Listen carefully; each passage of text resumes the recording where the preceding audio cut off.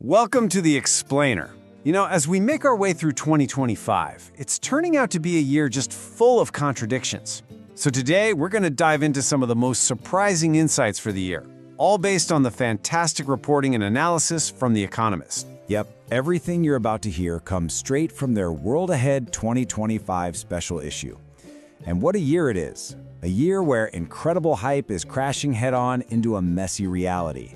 And you know, where real progress is popping up in the last places you'd expect. All right, so let's get right into it. And we've got to start with maybe the biggest contradiction of all, the AI boom. This is the question, right? Is all this AI mania a bubble that's about to pop? Or is it really truly changing our world as we speak? Well, the thing is, the answer seems to be kind of both. So check this out. This really gets to the heart of the AI contradiction. You've got this insane financial mania. I mean, NVIDIA's market value shot past $3 trillion. But then you look at the real world. America's Census Bureau finds that only about 5% of businesses are actually using AI in their products or services. That is a huge gap, and you have to wonder, how long can that last? You know, for all its digital magic, AI is slamming into some very real, very physical walls. Take power. The thirst for electricity is just staggering. The International Energy Agency thinks data centers could double their electricity use by 2026. We're talking about as much power as the entire country of Japan. And get this, analysts are now predicting we could literally run out of high-quality data on the internet to train these models, maybe by 2028. All of a sudden, this virtual revolution feels very, very dependent on physical stuff. And this whole theme of contradiction, well, it doesn't just stop with tech. It spills right over onto the world stage, and it's creating a really unstable environment for this year. That's a pretty heavy statement, isn't it? But according to The Economist's analysis, that's the stark reality we're looking at. The core of the problem? It's a world where America's power is being stretched super thin, at the exact same time that global threats are not just growing, but getting more and more connected. And all of that creates what The Economist calls a deterrence gap. It's dangerous. Think about it. America's military is spread thin, while you've got this sort of autocratic club of China, Russia, Iran, and North Korea working more closely together than ever. Throw in shaky alliances and a Europe that's pretty distracted by its own politics, and yeah, the world suddenly feels a whole lot less stable. Meanwhile, China's dealing with its own big paradox. Back home, its economy is really struggling. There's a property market in trouble, entrepreneurs are feeling down, and those US tech restrictions are tight. But all that pressure is actually forcing a pretty wild outcome. Chinese companies are learning to innovate with less, and they're pushing aggressively into global markets.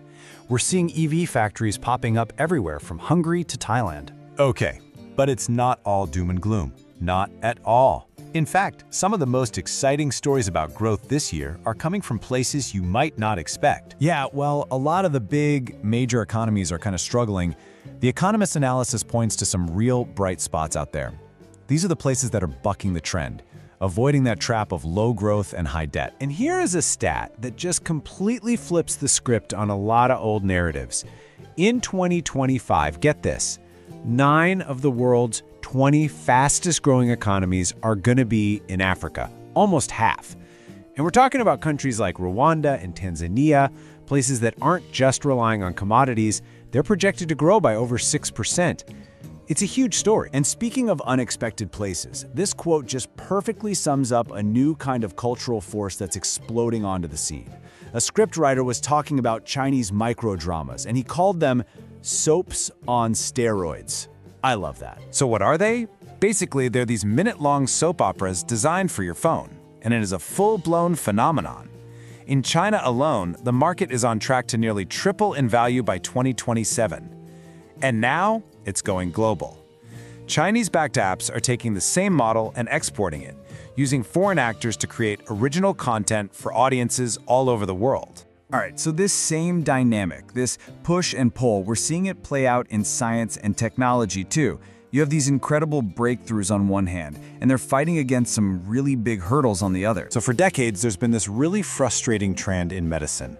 Developing new drugs just keeps getting more and more expensive. It's a trend called Irum's Law. which, is Moore's Law spelled backwards. And it basically says that the cost to develop a new drug doubles roughly every 9 years. It's been a massive drag on innovation. But now, AI is getting ready to completely flip that script. It can literally dream up new molecules from scratch. It can crush months of tedious lab work down into just hours of computation. And here's the real game changer.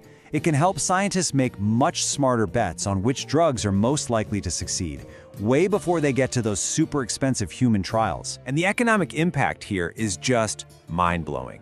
Think about it. By helping to weed out failures earlier, AI could save something like $450 million on the development of a single drug. That's incredible. And it's not just medicine.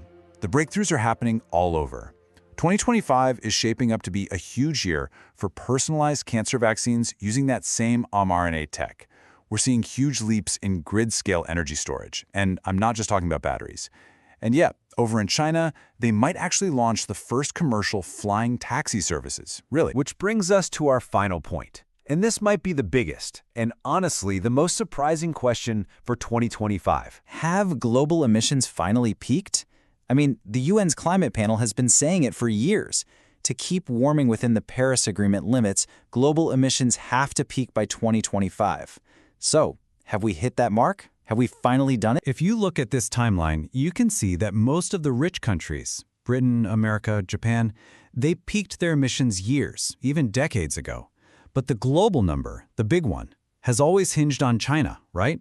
The world's biggest emitter. Well, incredible new analysis suggests that China's emissions might have actually peaked back in 2023. And that's largely thanks to their absolutely massive investment and rollout of renewable energy. Yeah, we don't know for sure. Not yet. There's always a lag in reporting this kind of global data. But what that means is that 2025, right now, this is the year we actually get the numbers.